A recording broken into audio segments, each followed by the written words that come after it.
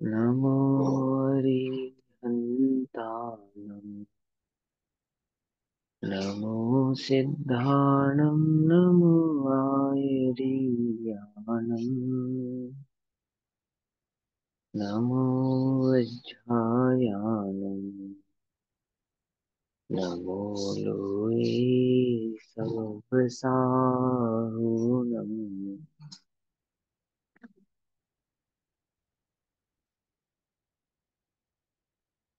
ओंकारं बिन्दुसंयुक्तं नित्यं ध्यायन्ति योगिनः कामदं मोक्षदं चैव ओंकाराय नमो नमः।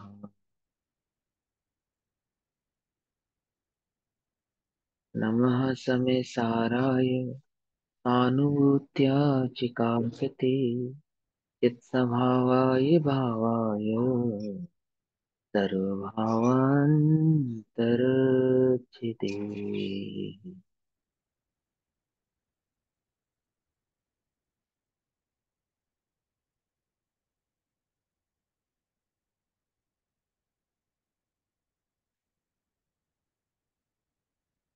हमारी दोपहरकालीन कक्षा का विषय चल रहा है श्री समय सारजी ग्रंथ।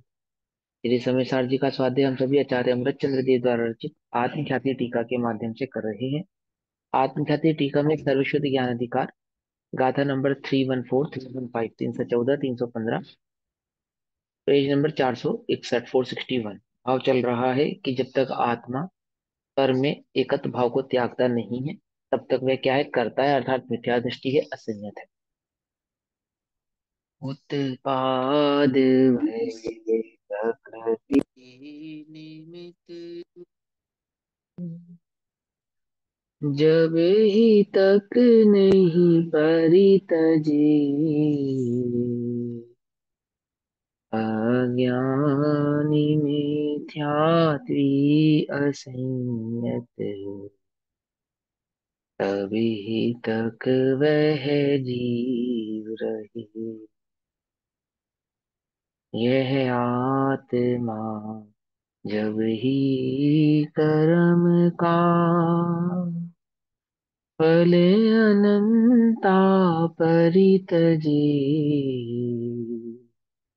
ज्ञायक तथा दर्शक तथा मुनि सो ही कर्म विमुक्त है। भावार्थ। जब तक यह आत्मा स्वपर के लक्षणों को नहीं जानता तब तक वह भेद ज्ञान के अभाव के कारण, सही समझ के अभाव के कारण कर्म प्रकृति के उदय को अपना समझकर परिणमित होता है। दो द्रव्यों को भिन्न नहीं जानने के कारण क्या होता है कि कर्म आदि के उदय अनुसार जो परिणमन होता है उस कर्मादि के परिणमन को अपना परिणमन मानता है ना। द्रव्य क्रम, भाव क्रम और अनुक्रम शरीर के परिणमन को अपना मानता है। द्रव्य आदि के उदयो आदि के जो परिणमन होते हैं उन सबको अपना मानता है।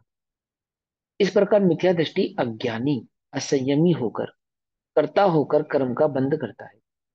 और जब आत्मा को भेद ज्ञान होता है अर्थात दो द्रव्यों के बीच की भिन्नता का ज्ञान होता है, स्वरूप का अनुभव होता है, तत्व निर्णय तत्व अभ्यास पूर्वक जो तत्व निर्णय होता है, तब वह कर्ता नहीं होता, इसलिए कर्म का बंध भी नहीं करता।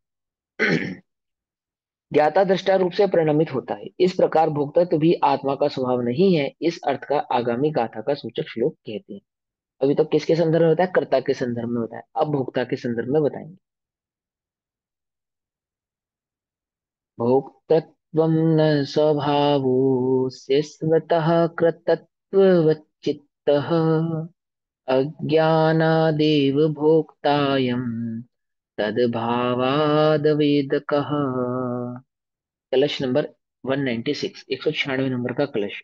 कर्तत्व अर्थात कर्तत्व की ही भांति, जो हमने चर्चा भी 2 दिन में कर्तत्व की समझी है ना, उसी की तरह भोक्तत्व अस्य चिता स्वभाव स्मृतः न, अर्थात भोक्तवा भी इस चैतन्य का चित स्वरूप आत्मा का स्वभाव नहीं कहा है। चित स्वरूप चैतन्य आत्मा का स्वभाव ज्ञान दर्शन तो कहा है, लेकिन भोगना, भोगना इन सेंस पर को भोगना, स्वयं का तो भोगता है, पर का भोगता नहीं है। ठीक है ना। वह आत्मा का स्वभाव नहीं कहा है। अज्ञान एवं अयम भोक्ता, वह अज्ञान से ही भोगता है। अज्ञान से ही भोगता है अर्थात अज्ञान का भोगता है, द्रव्य का भोगता नहीं है। ऐसा, अज्ञान से भोगता है अर्थात जिसका करता है उसी का भोगता है। अज्ञान का करता है इसलिए अज्ञान का भोगता है। पर द्रव्य का करता भी नहीं है और पर द्रव्य का भोगता भी नहीं। अपने को क्या लगता है कि हम पर द्रव्य को भोगते, भोगते ही नहीं भोगते हैं। शक्कर को भोगते नहीं भोगते। शक्कर की मिठास को जीव जानता है, जानने को भोगना नहीं कहते। आई बात समझ में। जानता तो है, जानने का निषेध नहीं है, लेकिन जानने को भोगना नहीं कहा जाता। थोड़ा और सूक्ष्म समझेंगे तो जानता भी नहीं है, ऐसा भी है ना। थोड़ा समझने की बात है ना। जानता भी नहीं है, वास्तव में तो जीव सिवाय ज्ञान के अन्य कुछ जानता ही, क्योंकि ज्ञान का करता है ना। ज्ञानाद अन्यत करोति, किन ज्ञान के सिवा तो कुछ करता नहीं, है ना। जानता किसको है कि ज्ञान ज्ञान को ही जानता है, अन्य को जानता भी नहीं है, पर को जानता भी नहीं है। ऐसा, ऐसे क्या कहता है कि वो जिसका करता है उसी का भोक्ता होता है। कर्तृत्व की तरह ही जीव क्या है, पर द्रव्य का भोक्ता भी नहीं है। वह अज्ञान से ही भोगता है। उसको यह अज्ञान हो गया है कि मैं पर को भोगता हूं। तद अभावात अवेद कहा, उसके अभाव में, तद उसके अभावात, अज्ञान का अभाव होने पर वह अभोक्ता है। ठीक। अब इसी अर्थ को गाथा द्वारा कहते हैं। अज्ञान का अभाव होने पर अभोक्ता है, अज्ञान का सद्भाव होने पर भोगता है। तो जब जो जो अज्ञानी है जगत में, वे तो परद्रव्य को भोगते हैं। जो ज्ञानी है वो परद्रव्य को नहीं भोगते। ऐसे ही है ना इसका अर्थ, है। क्या समझे कि अज्ञानी परद्रव्य को मैं भोगता हूं, ऐसे अज्ञान का भोगता है। ज्ञानी मैं परद्रव्य को नहीं भोगता हूं, ऐसे ज्ञान का भोगता है। बस, सीधी बात। वह उसके अज्ञान के भोक्ता को ही भोक्ता कहते हैं, अथवा ज्ञान के भोक्ता को अभोक्ता कहते हैं। अभोक्ता कहते हैं अर्थात परद्रव्य का अभोक्ता कहते हैं। कहते हैं, ये तो हो गई कहने की बात। है क्या कि जब जीव अपने को भोक्ता मानता है, वास्तव में तब भी अभोक्ता ही है। अभोक्ता स्वभाव को नहीं पहचानता इसलिए अज्ञानी कहते हैं। अपने अभोक्ता स्वभाव को पहचानता है इसलिए ज्ञानी कहते हैं। आई बात समझ में। अज्ञानी क्यों कहा, क्योंकि भोक्ता नहीं है, भोक्ता मानता है इसलिए अज्ञानी कहते हैं। तो अज्ञान के काल में भी जो है परद्रव्य को भोक्ता कहा, उसको भोगता है। तो क्या वह वास्तव में भोग रहा था कि भोगता नहीं है, मानता है इसलिए कहते हैं, इसलिए कहते हैं। ठीक है ना। ऐसा, अगर भोक्ता हो और भोक्ता माने तो अज्ञानी नहीं है। क्या कहा, भोक्ता हो, वास्तव में भोक्ता हो और भोक्ता माने भी, तो थोड़ी अज्ञानी है। अज्ञानी तो तभी है ना कि जैसा वस्तु का स्वरूप नहीं है, अर्थात जैसा अपना कर्तव्य नहीं है, अपने कर्तव्य भोक्तव्य भाव को वैसा माने, तभी तो अज्ञानी। बिल्ली को शेर कहे वह ज्ञानी है, बिल्ली को बिल्ली कहे सो अज्ञानी थोड़ी है।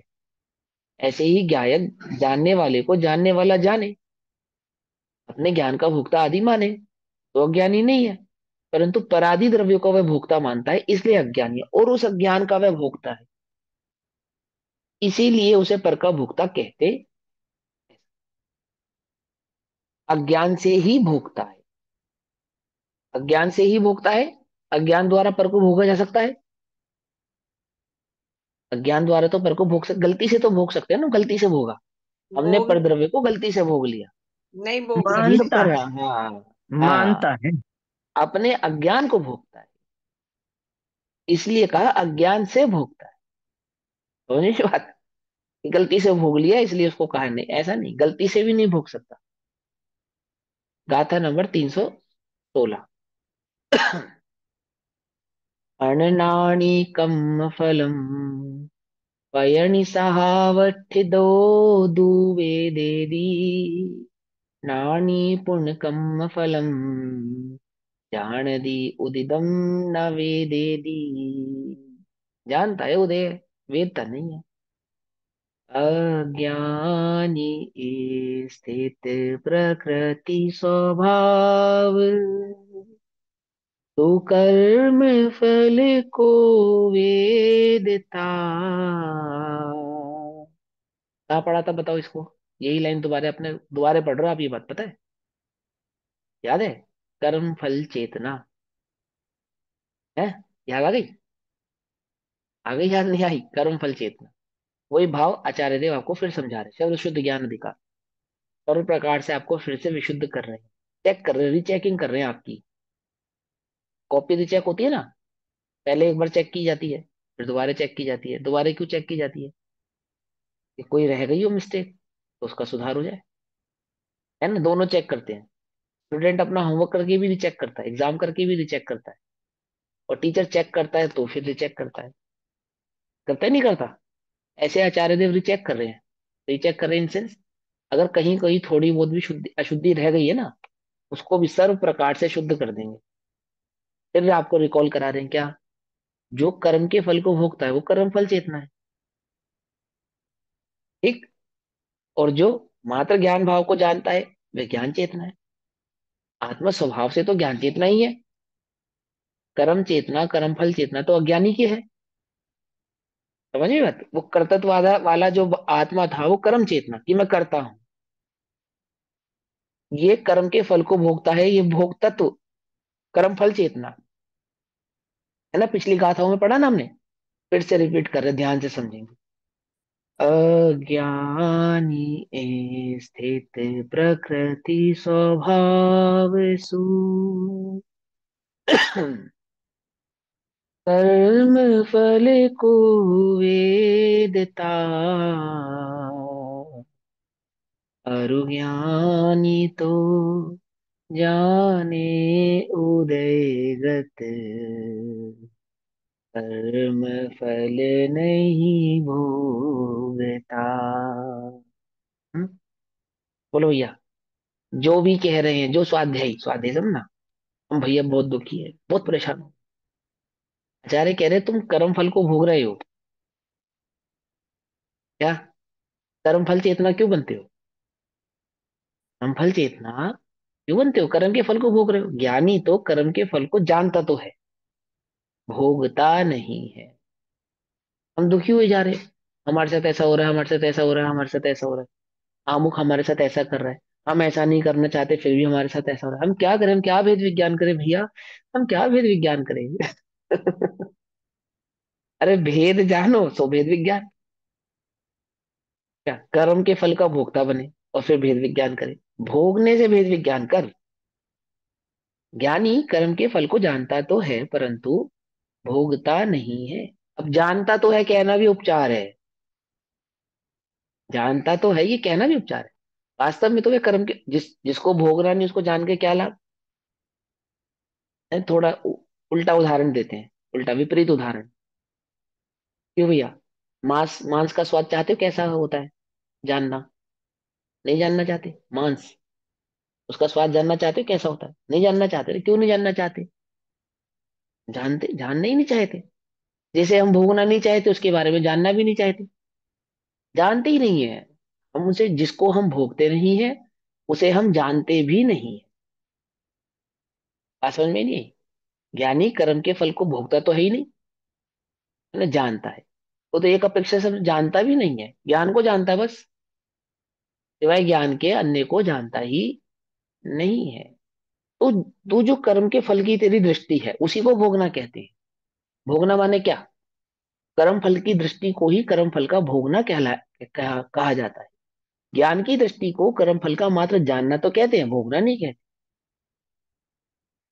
भोगना नहीं कहते कि नहीं भाई हम दुखी नहीं हो रहे और कोई बात नहीं, मैं तो ज्ञाता हूं, मैं तो ज्ञाता हूं। और दृष्टि, दृष्टि किस पे बनी है?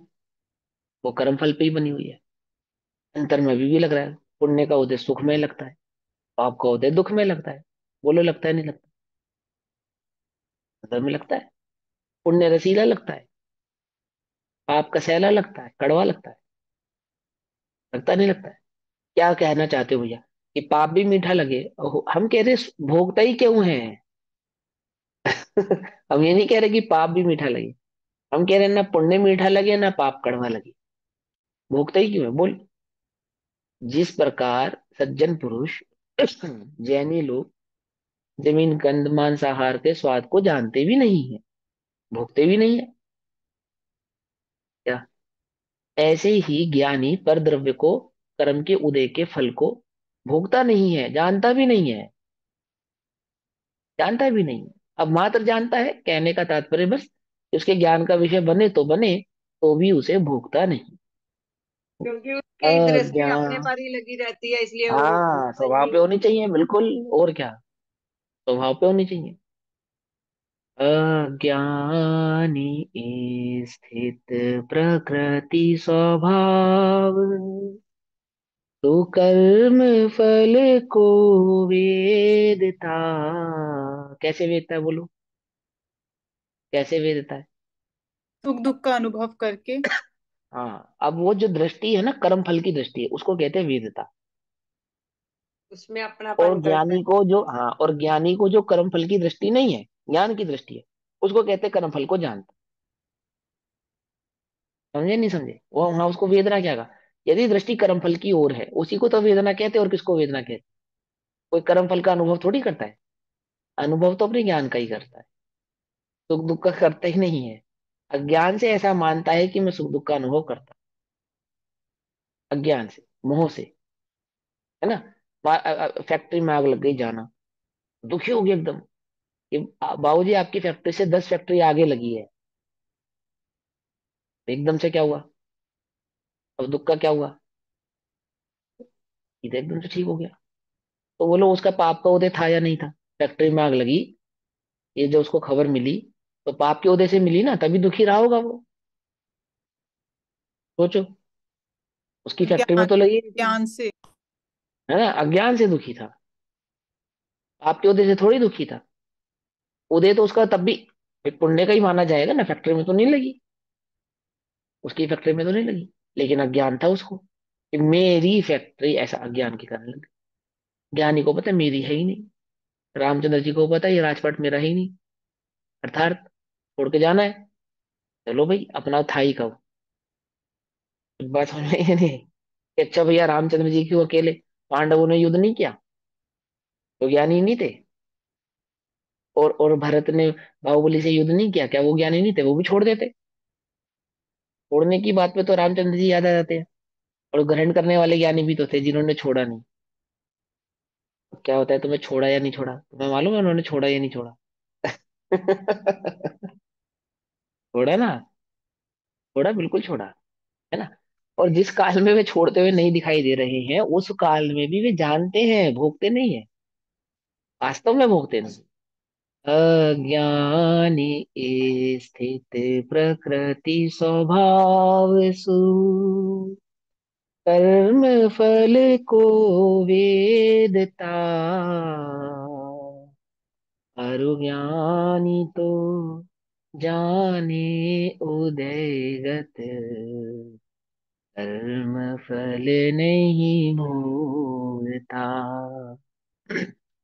एक और, ज्ञानी का उदयगत जानना मतलब क्या? ज्ञानी का उदयगत, ज्ञानी उसको उदयगत जानता है। उदय है, कर्म का उदय है, ऐसा जानता है। इसका क्या मतलब है मालूम? अज्ञानी जैसे कर्म के उदय को उदय जानता है, अज्ञानी भी कर्म का उदय कहता है, ऐसा नहीं। और ज्ञानी के कर्म के उदय को जानने में क्या अंतर है?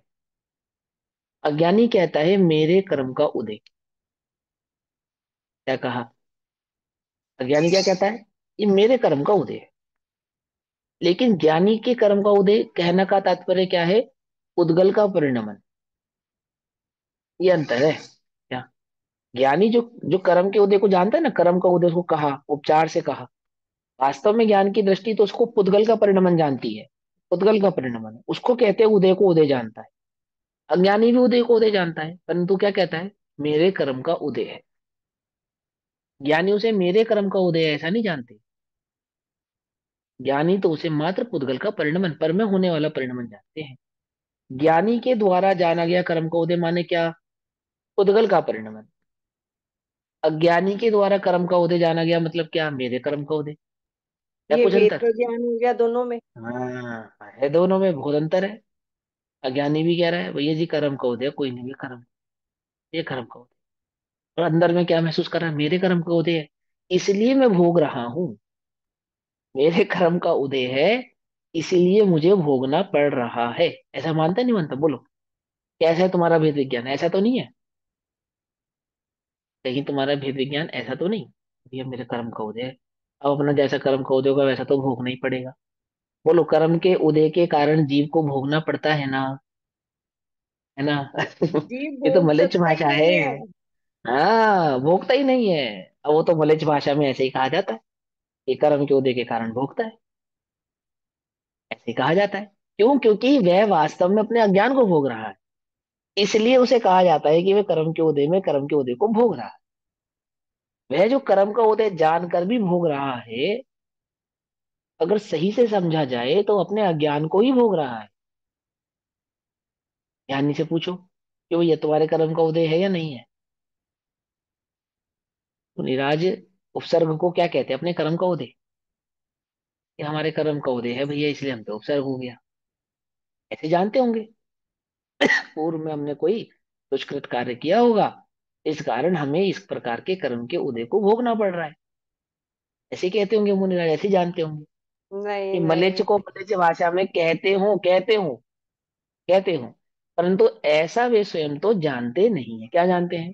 पुद्गल के परिणमन को मात्र पुद्गल का परिणमन जानते हैं, पुद्गल को अपने से भिन्न जानते हैं। क्या कहा? पर द्रव्य को मेरा कृत, मेरा कर्म, ऐसा ज्ञानी नहीं जानते। तो यहाँ जो है ना, अरुज्ञानी तो जाने उदयगत। उदयगत अर्थात ज्ञानी का जो कर्म का उदय जानना है, वह वास्तव में पुद्गल का परिणमन है, ऐसा जानना है उसे। ठीक? नहीं भोगता। गाथार्थ, अज्ञानी प्रकृति स्वभाव स्थित तू, प्रकृति के स्वभाव में स्थित रहता हुआ अज्ञानी प्रकृति के स्वभाव में स्थित रहता हुआ, अर्थात कर्म आदि को, कर्मोदय, नौकर्म, द्रव्यकर्म, भावकर्म आदि में एकत्व भाव को धारण करता हुआ, निज स्वभाव मानता हुआ, निजमय होता हुआ, स्वभाव को धारण करता हुआ, है ना, प्रकृति के स्वभाव में स्थित रहता हुआ, अर्थात पर के स्वभाव को निज मानता हुआ, अथवा निज स्वभाव को परवत परमय मानता हुआ, ऐसा। कर्म फलम, कर्म फल को वेदता भोगता है। ठीक? पुनः ज्ञानी, और ज्ञानी तो उदित उदयागत कर्म फल को जानता है, भोगता नहीं है। उदयगत कर्म फल को जानता है, अर्थात पुद्गल के परिणमन को पुद्गल का परिणमन जानता है, भोगता नहीं है। देह मेरी है और मेरे कर्म का उदय है, ऐसा नहीं जानता, ऐसा नहीं जानता। आई बात समझ में? क्या जानता है उसको? सहज वह परिणमन, छह द्रव्यों का स्वतंत्र परिणमन है। जानता ना, ज्ञान की दृष्टि कैसी है? छह द्रव्यों का स्वतंत्र परिणमन है, उसमें आत्मा का परिणमन कैसा है? उदयाधीन। बोलो, आत्मा का परिणमन कैसा है? उदयाधीन। उदय को, परिणमन को आत्मा का परिणमन नहीं कहते। स्वतंत्र है आत्मा का परिणमन तो। हाँ, आत्मा उदय के परिणमन को आत्मा का परिणमन नहीं कहते, तो किसके परिणमन को आत्मा का परिणमन कहते हैं? बोले, जो आत्मा के गुण है, उन गुणों का जो परिणमन है वो आत्मा का परिणमन है। अर्थात ज्ञान का परिणमन मेरा परिणमन है, दर्शन का परिणमन मेरा परिणमन है, अर्थात जानना देखना तो मेरा परिणमन है, अन्य कोई परिणमन मेरा परिणमन नहीं है, ऐसे। आई बात समझ में? समझ में आई? कनेक्ट हुई बात? नहीं कनेक्ट हुई? कि जानना देखना तो मेरा परिणमन है, अन्य कोई परिणमन मेरा परिणमन नहीं। मेरे कर्म के उदय अनुसार मेरा परिणमन होता है नहीं होता है? बोलो, नहीं होता है। कर्म के उदय अनुसार ज्ञान का परिणमन तो होता है ना भैया, मति ज्ञान, शुद्ध ज्ञान, अवधि ज्ञान, मन ज्ञान। देखो, कर्म के उदय के कारण नहीं हो रहा है मति श्रुत। ये ज्ञान का परिणमन मात्र ज्ञान है, उसको मति कहना उपचार है, उसको श्रुत कहना उपचार है, अवधि आदि कहना ये तो उपचार है। ज्ञान का परिणमन तो मात्र ज्ञान है, मात्र जानना मेरा काम, मात्र जानना, अन्य कोई काम मेरा नहीं है। और ज्ञान में मति श्रुत हो रहा है जो, अब हो ही नहीं रहा, वास्तव में तो हो ही नहीं। क्या कहा? बात समझ में आती नहीं आती है? मति श्रुत हो रहा है नहीं हो रहा है? ज्ञान खाली ज्ञान ही है, ज्ञान का मात्र परिणाम। जानना, मात्र जानना, हमको है ना? मैं ऑप्शन को हाँ, मति श्रुत के नाम दे दिया बस। हाँ, मति श्रुत कहते हैं उसको, वो कर्म मैं मिश्रित। ऑप्शन बोल दिया ना बस। कर्म मिश्रित है ना। उल्टा ग्रहण नहीं कर लेना भैया, इस ठीक। स्वतंत्रता की बात को ज्ञान तो स्वतंत्रता से इंद्रिय समझना। है, मतिशुद्ध ज्ञान इंद्रिय है। हाँ हाँ, बोलो क्या क्वेश्चन है, क्या करके बोलो। एक जगह पे आता है कि आत्मा का काम तो जानना भी नहीं है, कहीं पे पढ़ा आत्मा था। का, सुनो, आत्मा का काम वास्तव जानना में भी नहीं है। हाँ, वास्तव में आत्मा आदरणीय, का काम जानना भी नहीं है, बट पर ज्ञान गुण के कारण वो हमें जानने में आता है, इसलिए ज्ञान गुण को प्रमुख करके कहा जाता है कि आत्मा का काम जानना है। इसका क्या देखो, भाव हुआ? आदरणीय लालचंद जी भाई जी और अपने बाबूजी युगल जी कोटा जो है ना, उनका ऐसा ना मंतव्य रहा। और वो बहुत अगर आत्मा के अकर्तृत्व भाव की तरफ ध्यान से समझा जाए, तो जानना भी आत्मा का काम नहीं है। वो सहज जानना हो रहा है, वो एक अलग बात है। पर वो जाने, ऐसा आत्मा का काम नहीं है। वो उपयोग पूर्वक जाने, बुद्धि पूर्वक जाने, अथवा जाने, जानने का उसको एक काम दे दिया गया कि उसको जानना ही पड़ेगा, ऐसा नहीं। वो जानता है, ज्ञान गुण के कारण सहज जानता है, वो एक अलग बात है। परंतु जाने, जानना ही पड़ेगा अब तो तुमको, ऐसा नहीं। क्या कहा, तुम्हारा काम है जानना, जानो, जानो, ऐसा नहीं। सहज जानने में आता है, सहज जानता है, तो उसको जानने वाला कहते हैं ना। वो थोड़ी समझने की बात है और कुछ नहीं है। बाकी यह है कि ज्ञान की दृष्टि किए बिना आत्मा की दृष्टि होती नहीं। और जानना ज्ञान का लक्षण है, इसलिए आत्मा का कार्य जानना, ऐसा कहा जाता है। जैसे मिठास की दृष्टि हुए बिना, मिठास की खबर हुए बिना शक्कर की दृष्टि, शक्कर की खबर होगी ही नहीं। ये शक्कर है, कैसे निर्णय होगा? कैसे निर्णय होगा? मिठास से ही होगा ना। मिठास ही इस बात का निर्णय कराएगी कि यह शक्कर है। फिटकरी रखी है, शक्कर रखी है ना, नमक रखा है, कैसे पहचानोगे कि कौन सी शक्कर है? चख मिश्री होती है ना, मिश्री और चख कर। फिटकरी एकदम एकदम समान होती है। और मिश्री और फिटकरी क्यों? अजवाइन का सत रख दो साथ में, वो भी बिल्कुल ऐसा ही लगता है। अजवाइन सत देखा? अजवाइन सत ना, देखा ही होगा आप लोगों ने। तो मैं कैसी बेवकूफ वाली बात पूछ रहा हूँ? कैसा लगता है? एकदम शक्कर जैसा लगता है। लेकिन कैसे मालूम चले ये शक्कर है? मतलब चख के पता चलेगा ना। चख के, है ना। तो यानी मिठास उस बात को प्रदर्शित करती है कि ये शक्कर है। ऐसे ज्ञान इस बात को बतलाता है, ये आत्मा विशेष जैसे लक्षण है ना अधिकतर उसका। सिद्धों के ज्ञान में तो सब कुछ ही झलकता है, पर वो अपने ज्ञान हाँ में ही जी, लगे रहते हैं। हाँ, अपने उनको स्वभाव में रहते हैं। स्वभाव तो में ही जाने, रहते हैं। ऐसा उसको काम नहीं है कि जानेगा ही जानेगा, ऐसा। हाँ। जानने में आता है, वो तो सहज भाव है उस अपेक्षा से वहां पे। ताकि जानता भी नहीं है, जानने का काम नहीं है, ऐसा मत समझ लेना पुद्गल है, जड़ है। जैसे जड़ के पास जानने का काम नहीं है, ऐसा मत समझ लेना। अगर आत्मा के, वो तो आत्मा के पास ज्ञान गुण है, नहीं होता तो क्या होता? जड़ होता आत्मा। अगर आत्मा के पास ज्ञान गुण नहीं होता तो आत्मा क्या होता? जड़ होता। आत्मा आत्मा नहीं होता, फिर तो पुद्गल होता। वह ज्ञान है, इसलिए वह आत्मा है। उपयोगस्य लक्षणम जीवस्य उपयोगस्य लक्षण। ज्ञान दर्शन आत्मा का उपयोग है, जीव का उपयोग है, और उपयोग जीव का लक्षण है ना। तो ज्ञान नहीं होता आत्मा पे, वो तो ज्ञान गुण है इसलिए जानता है। ज्ञान नहीं होता फिर जानता भी नहीं। लेकिन आत्मा होता है, ऐसा नहीं। तो जड़ हो जाता, वो पुद्गल हो जाता। वो जानना ही उसका कार्य है, ऐसा कहकर कि वो जाने, उसका काम है जानना लोकालोक को। अब जान, तेरा काम है, तुझे लोकालोक को जानना ही पड़ेगा, ऐसा नहीं। वो सहज जानने में आते हैं, ऐसा। ऐसा मेरा काम है भैया, मुझे लोकालोक को तो जानना ही पड़ेगा, ये तो मेरा ही काम है।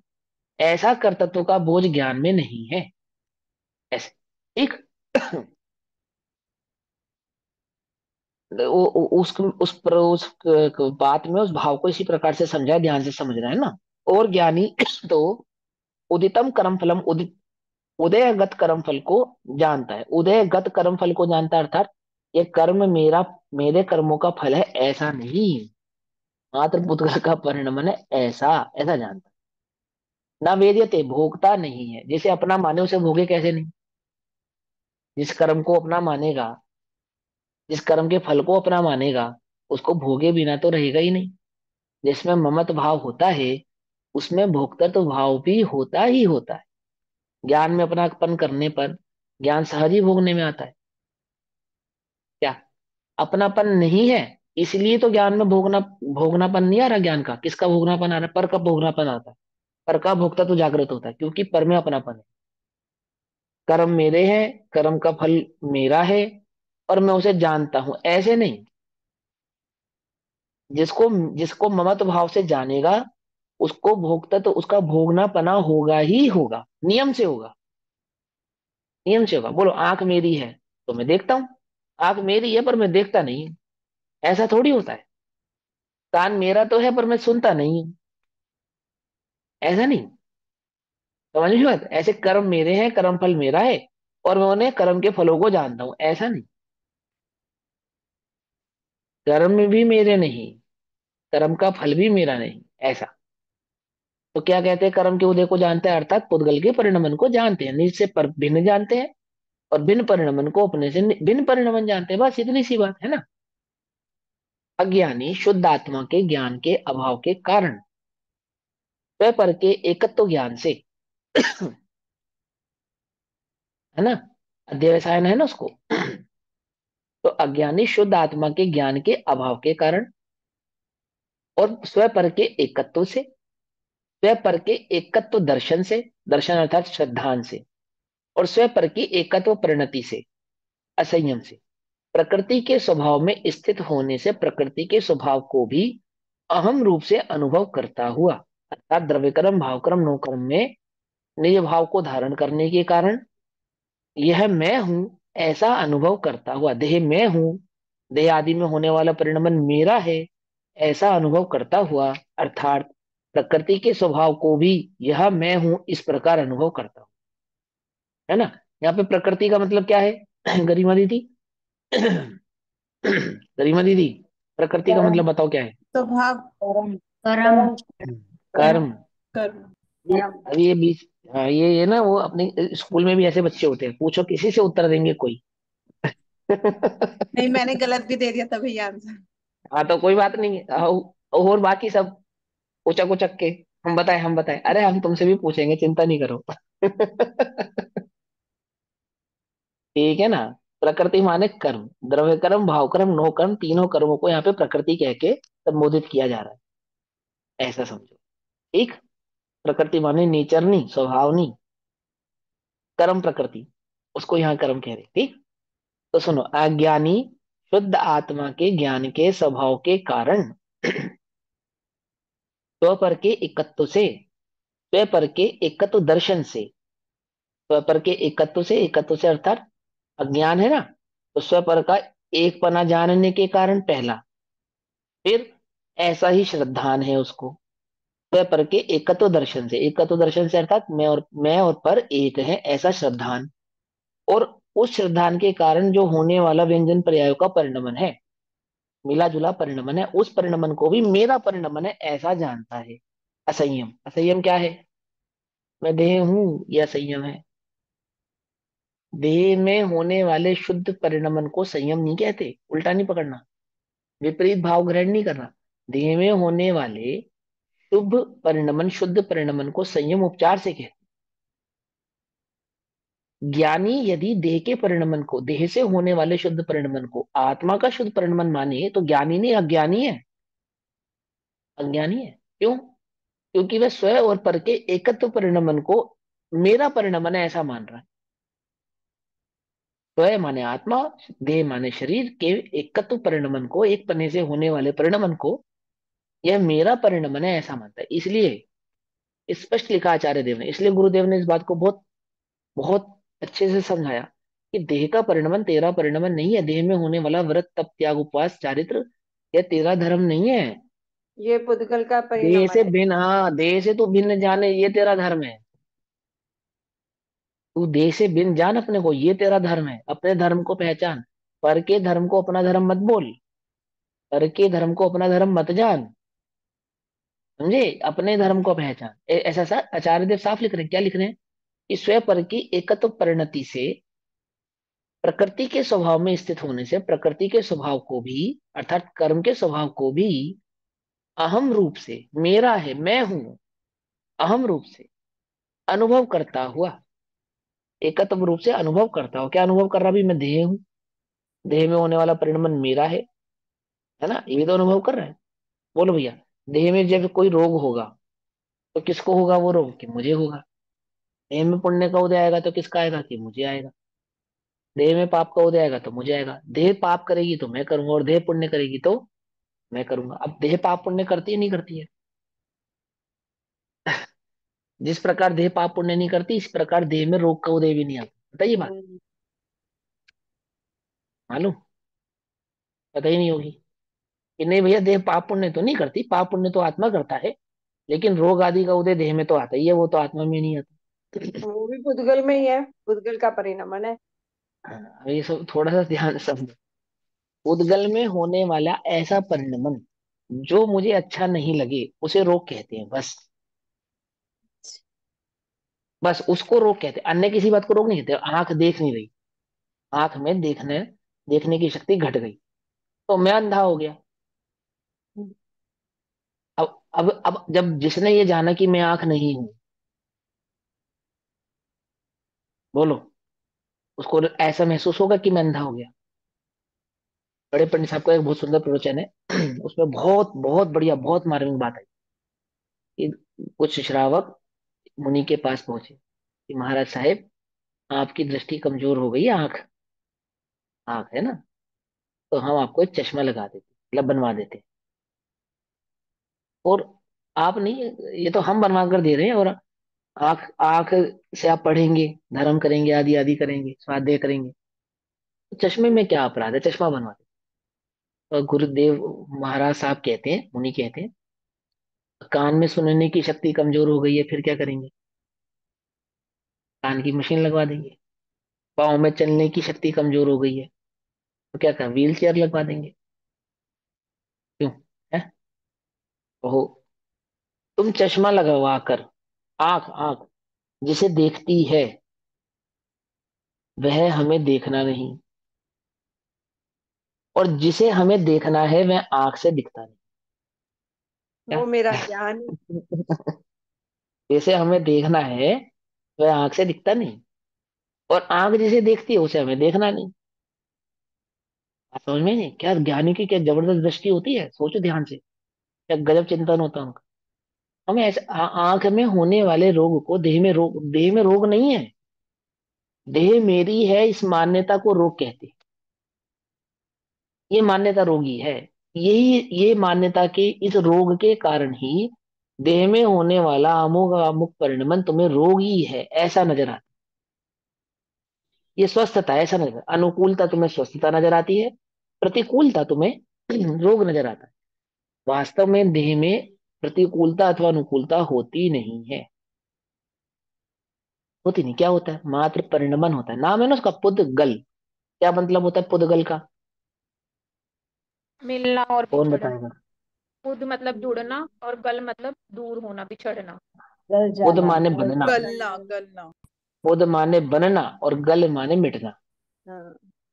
बस सीधी सी बात है, वो स्वभाव है उसका। बनना और बिगड़ना वह पुद्गल का स्वभाव है।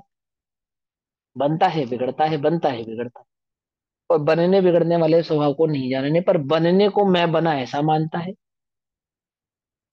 और बिछड़ने अथवा गलने को मैं गला ऐसा मानता है। ऐसा तो देह मैं हूं, यही रोग है ऐसा। तो क्या कहते हैं? अज्ञानी शुद्ध आत्मा के ज्ञान के अभाव के कारण, निज चैतन्य ज्ञायक भाव को नहीं जानने के कारण, भेद विज्ञान नहीं होने के कारण, अज्ञान के कारण, स्व पर के एकत्व से, स्व पर के एकत्व दर्शन से, पहले स्व पर के एकत्व से कि मैं और पर एक है, ऐसा ही श्रद्धान है, और उसका परिणमन ही मेरा परिणमन है। एकत्व परिणति से, प्रकृति के स्वभाव में स्थित, कर्म के स्वभाव में स्थित होने से, प्रकृति के अर्थात कर्म के स्वभाव को भी अहम रूप से अनुभव करता हुआ कि मैं हूं, द्रव्य कर्म मैं हूं, भाव कर्म मैं हूं, नो कर्म मैं हूं, ऐसा अनुभव करता हुआ, प्रकृति के स्वभाव को भी यह मैं हूं इस प्रकार अनुभव करता हुआ कर्म फल को वेदता भोगता है। कर्म फल को वेदता भोगता है अर्थात पर में होने वाले परिणमन को वेदता और भोगता, उद्गल के परिणमन को अपना परिणमन मानता है, उस परिणमन का नाम, उसका नाम ही उसको वेदना और उसको भोगना है। उसको वेदना, उसको भोगना। और ज्ञानी तो शुद्ध आत्मा के ज्ञान के सद्भाव के कारण, ज्ञानी कैसे हैं? जिन्हें शुद्ध आत्मा के सद्भाव का ज्ञान हुआ है, मैं आत्मा हूं इस बात का जिन्हें ज्ञान हुआ है। ज्ञान हुआ है अर्थात जो जानते हैं, ज्ञानी है। मात्र पढ़ लिया है ऐसा ज्ञानी नहीं, जो देखा देखी का है उसकी बात नहीं कर रहे हैं, उसकी बात नहीं कर रहे। जानता है, जानता है, क्या जानता है? मैं ज्ञानी तो जानता है, क्या जानता है? कि शुद्ध आत्मा के ज्ञान के सद्भाव के कारण, उसको सद्भाव है, उसका शुद्ध आत्मा के ज्ञान का सद्भाव है। बोलो, हमें शुद्ध आत्मा के ज्ञान का सद्भाव है या नहीं? विचार करो। और हमें उस शुद्ध आत्मा के ज्ञान का सद्भाव होना चाहिए या नहीं होना चाहिए? और क्यों नहीं है? क्यों नहीं? आत्म संबंधी क्षेषम ज्ञान के सद्भाव को शुद्धात्मा का सद्भाव, शुद्धात्मा के ज्ञान का सद्भाव नहीं कहते। नहीं कहते। मैं शुद्धात्मा हूं, ऐसे जो निर्णयात्मक ज्ञान है ना, उस ज्ञान को शुद्धात्मा के ज्ञान का सद्भाव ऐसा कहते। सद्भाव है। चिंतन करो, हमें सद्भाव क्यों नहीं है? हम कह तो रहे हैं कि मैं आत्मा हूं, क्या हम अंतर में ये मानते हैं मैं आत्मा हूं? बार बार बार बार बार बार दारुण दारेण एकांत में बैठकर बार बार निर्णय करे, बार बार अपने उपयोग को उस आत्मा में लेकर जाए, बाहर से उठाए, निर्णय करे ऐसा है या ऐसा है, वास्तव में क्या है, तो चिंतन करें। जब तक अनुप्रेक्षा नहीं करोगे तब तक ये ज्ञान धारणा में नहीं जाएगा। ध्यान रखना, जो शास्त्रों में लिखा ना, तत्प्रीति चित्तेन, प्रीति चित्त से जिसने एक बार भी आत्मा की बात सुनी है। देखो सुनो, जिसकी जिसकी तुम्हें प्रीति होती है उसका तुम एकांत में चिंतन करते हो या नहीं करते? बताओ, ईमानदारी से बताओ। करते हो ना? यदि तुम्हें कहीं किसी शादी पार्टी में भी नहीं जाना हो ना, और गहनों की प्रीति हो, सारे दरवाजे बंद करके, खिड़कियां बंद करके, बढ़िया सी एक सुंदर सी लाइट जला के, सारे गहने पहन पहन कर देखते हैं कि कैसा लग रहा है, कितना सुंदर लग रहा है, कितना बढ़िया लग रहा है। तो ना ध्यान, जिसकी प्रीति होती है उसका एकांत में चिंतन भी होता है, मनन भी होता है, भोग भी होता है। होता नहीं होता है? जब कोई नहीं होता आसपास, तो चित्त में क्या किस कौन से परिणाम उत्पन्न होते हैं? जिससे प्रीति होती है उसके परिणाम उत्पन्न होते हैं। जिससे प्रीति हो, उसकी चिंता में मगन हो, और कोई अन्य बात करता हो, तो उसे कहते हैं हमें मत छेड़ो, हमें मत छेड़ो। क्यों? वो मजनू, मजनू निरंतर लैला की प्रीति में ऐसा है, डूबा हुआ है। ना खाने की होश है, ना पीने की होश है ना? लोक में देखा, जिसकी प्रीति हो, जिसकी प्रीति हो, उसका चिंतन करता ही नहीं करता? करता नहीं है, सहज ही उसको निरंतर उसका होता है, चिंतन बना रहता है। बना याद रहता करना नहीं पड़ता, याद रहता है। है। रहता ही है, चलता ही रहता है, अंदर में चलता ही रहता है, उसके अंदर में चलता ही रहता है। वो तत् प्रीति चित्तेण, प्रीति चित्त से जिसने एक बार भी आत्मा की बात सुनी। क्या मतलब है उसका? क्या मतलब है? अब कोई कहे कि भैया मुनिव्रत आनंद बारहदेव को जाए और हमने 9 11 का ज्ञान कर लिया, प्रीति नहीं थी क्या? हम ऐसे बन गए हम? अरे वो प्रीति से समझ में, उसको प्रीति नहीं, प्रीति किसको कह रहे हैं? जिसकी प्रीति होती है उसको पाने की लगन होती है।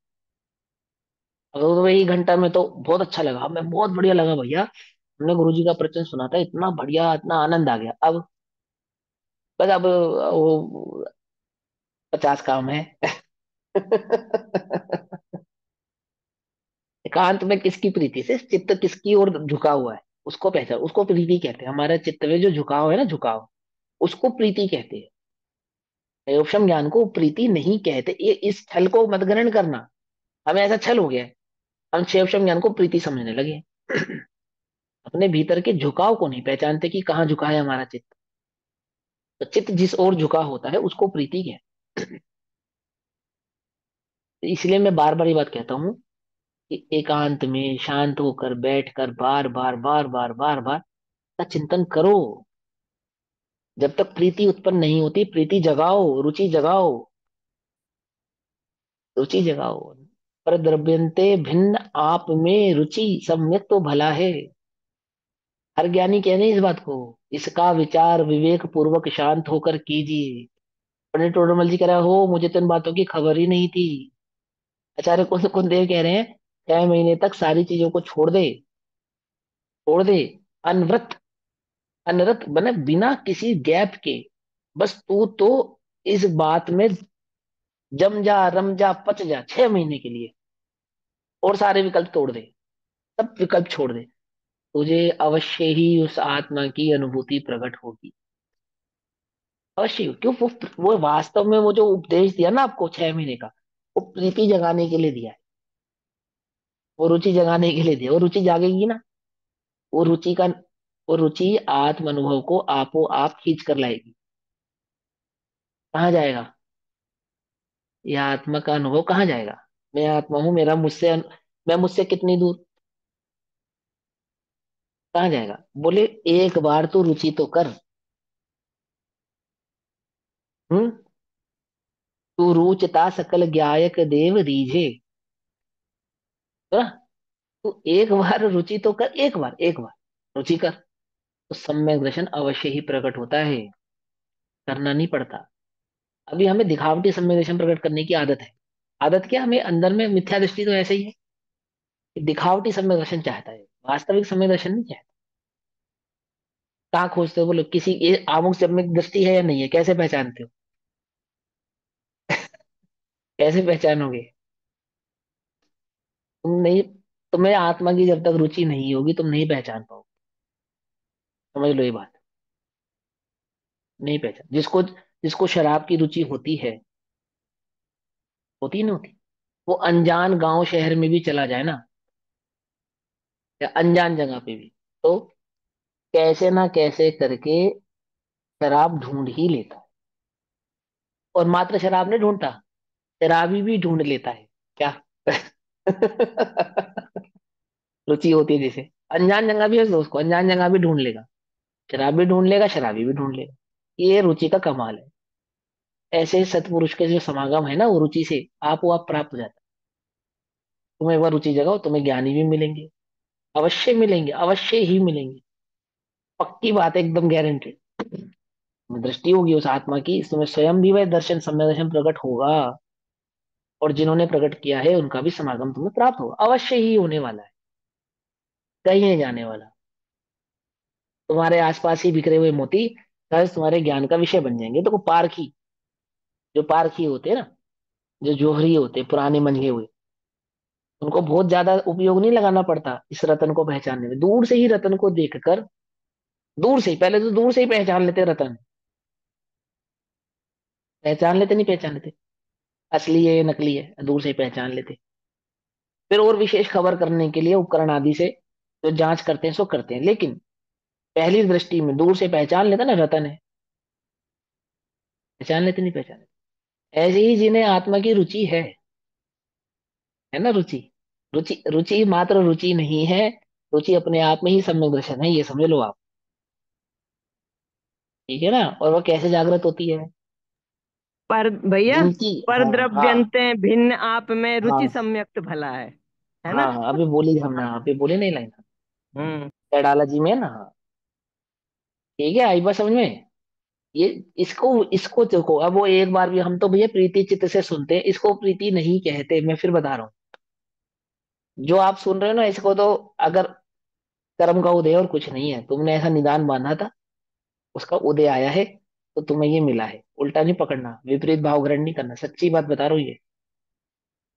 कि हमने बस एक ऐसा निदान बांधा था, वो मुझे भी शास्त्र की खबर हो, अथवा मुझे भी आत्मा की बात समझ में आए, ये लोग इतनी बात कहते हैं, तो बात समझ में आए, बस उतना ज्ञान तुम्हें मिल गया। उतना अच्छे ऑप्शन तुम्हें हो गया कि हाँ, ये शास्त्र क्या कहना चाहता है, आचार्य कुंद कुंद देव ने क्या बात कही है, वो हमें खबर होगी। जैसे अन्य मतियों को अन्य शास्त्रों की खबर है। बोलो है या नहीं? और तुमसे भी बढ़िया तर्क करने वाले मिल जाएंगे।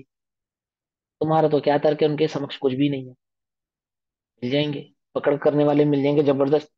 लेकिन रुचि आत्मा की नहीं है। रुचि आत्मा की नहीं है। एक एक गाथा रटी हुई है, संस्कृत में, प्राकृत में, हिंदी में, टीका समेत रटी हुई है एकदम। और रुचि,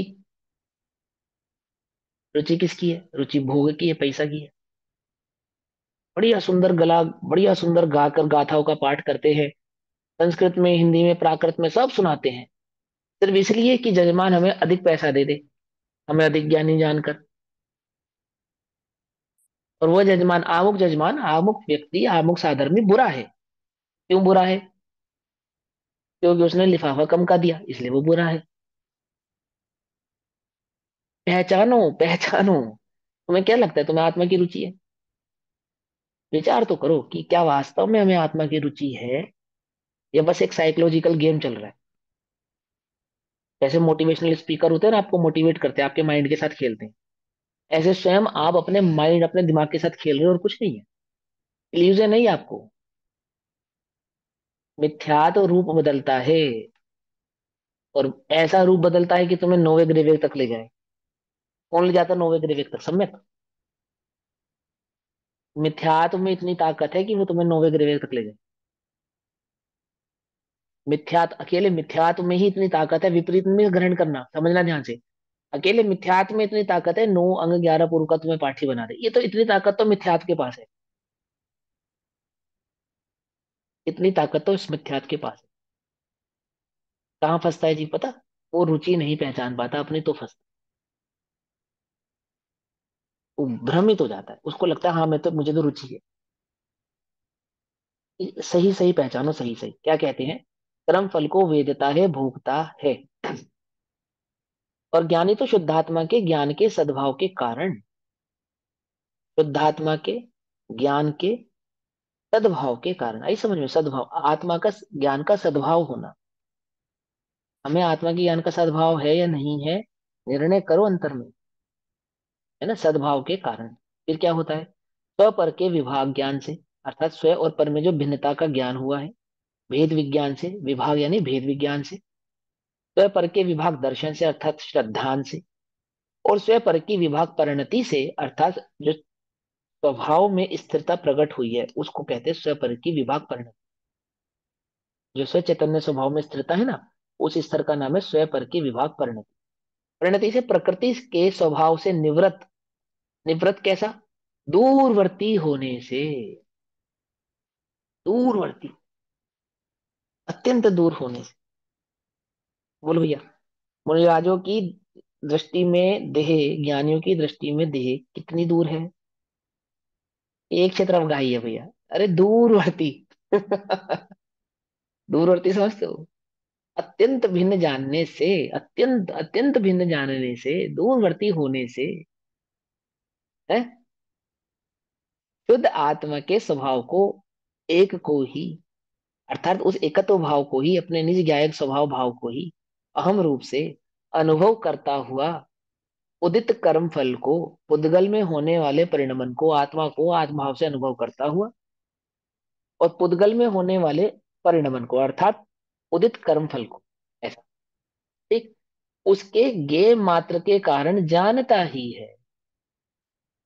क्योंकि वो उसके ज्ञान का विषय बन रहा है ना, ज्ञेय मात्र, तो इसलिए कहते हैं कि वो जानता ही है, क्योंकि उसके ज्ञान का विषय बन रहा है तो। और वह, ये भी उपचार का कथन है। तो दो प्रयोग में हो तो ज्ञान का विषय भी ना बने। यार पंडित रोडमल जी ने रहस्यपूर्ण चिट्ठी में ये बात कही। ध्यान से, आपको, आपने पढ़ी हो तो पढ़ना उसको भी। कम से कम नियम नियम ले लो कि 100 बार पढ़नी है। नियम ले लो, कितनी बार तुम उब के पढ़ लेना, कोई बात नहीं। 2 4 5 बार तो ध्यान से पढ़ोगे। नियम ले लो, 101 बार तो पढ़नी ही पढ़नी है। पढ़नी ही पढ़नी है एकदम। राजेश। पूरे जीवन में नहीं, पूरे जीवन में नहीं, कभी समझो कि पूरे जीवन में, हाँ 1 साल में।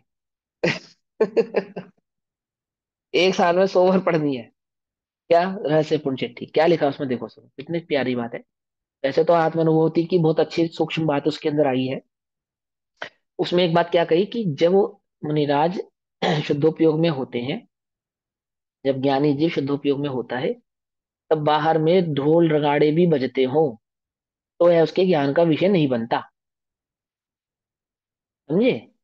उसके ज्ञानी के ज्ञान का विषय नहीं बनते। वो ढोल बजे, नगाड़े बजे, देह में कैसी भी स्थिति हो, वो जितना काल शुद्धोपयोग का रहता है, 1 समय, 2 समय, 3 समय, 4 समय, जितनी भी समय का वो शुद्धोपयोग का काल रहता है, उतनी देर बाहर में होने वाले किसी भी प्रकार के परिणमन का जो ज्ञान है, वो उनके ज्ञान का विषय नहीं बनता। परिणमन उनके ज्ञान में नहीं आता,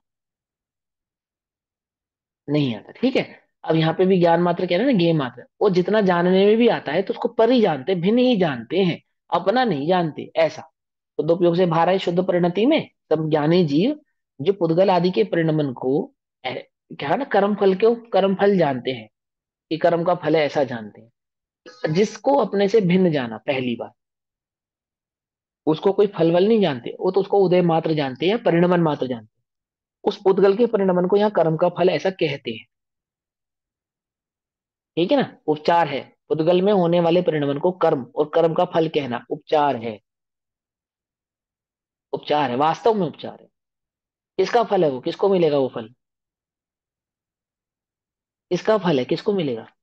ज्ञानी तो भोगता नहीं, तो उसका तो वो फल है नहीं, तो किसका फल है? और पुद्गल को कुछ अनुभव है नहीं, पुद्गल को अनुभव है नहीं। उसके पास ज्ञान है नहीं। कर्म को कर्म फल माने कर्म के परिणमन को कर्म का फल, उदय जनित फल ऐसा कहना, ये उपचरित कथन है ना। ऐसा समझो, क्या कहते हैं? शुद्ध आत्मा के स्वभाव को एक को ही अहम रूप से अनुभव करता हुआ, निज चैतन्य ज्ञायक भाव को अनुभव करता हुआ, उदित कर्म फल को उसके ज्ञेय मात्र के कारण जानता ही है, क्योंकि उसके जानने में आता है ना, इसलिए वह जानता ही है, ऐसा कहा बस। किंतु उसका अहम रूप से अनुभव में आना अशक्य होने से, असंभव होने से, इम्पॉसिबल होने से। इसका अहम रूप से अनुभव में आना, क्योंकि अहमपना तो उसने आत्मा में धारण कर लिया ना, पर में अहमपना नहीं आएगा। तो पर में अहमपना नहीं होने से, अशक्य होने से, ऐसा अनुभव अशक्य होने से वह उसे भोगता नहीं है। भाई बस समझ में, उस कर्म के उदय में होने वाले परिणमन को, अथवा उस कर्म के उदय को, कर्म के उदय के फल को भोगता नहीं है। कौन? जिसने स्वभाव में एकत्व अहम भाव धारण किया है, वह ज्ञानी। आई बस समझ में। अब आ गया भावार्थ। तो भावार्थ का भी समय हो गया, हम कल पढ़ेंगे। तब तक के लिए सभी को जय जिनेन्द्र। भैया एक ओम नमः सिद्धेभ्यः। हाँ बोलो बोलो। स्व पर की विभाव परिणति मतलब स्व विभाव परिणति मतलब दोनों का अलग अलग ही जानना ना, उसमें स्थित होना, स्वयं में स्थित होना। हाँ, स्वभाव की जो निजी चैतन्य ज्ञायक भाव का उसको ज्ञान हो, उस ज्ञायक भाव में उपयोग का जो स्थिरतापना प्रकट हुआ, स्वभाव में स्थिरता प्रकट हुई, तो जितनी जितनी उसमें स्थिरता प्रकट हो गई, उस स्थिरता के प्रकट होने का नाम है स्वयं पर की विभाग परिणति से। ठीक है। विभाग है ना, भेद परिणति। ठीक। विभाग, भाग परिणति, भेद परिणति। ठीक है ना। ओम नमः सिद्धेभ्यः। निज निजी निज में बताई, यह अनंत उपकार है उसके लिए, जिन वाणी माँ को वंदना शत बार। नमो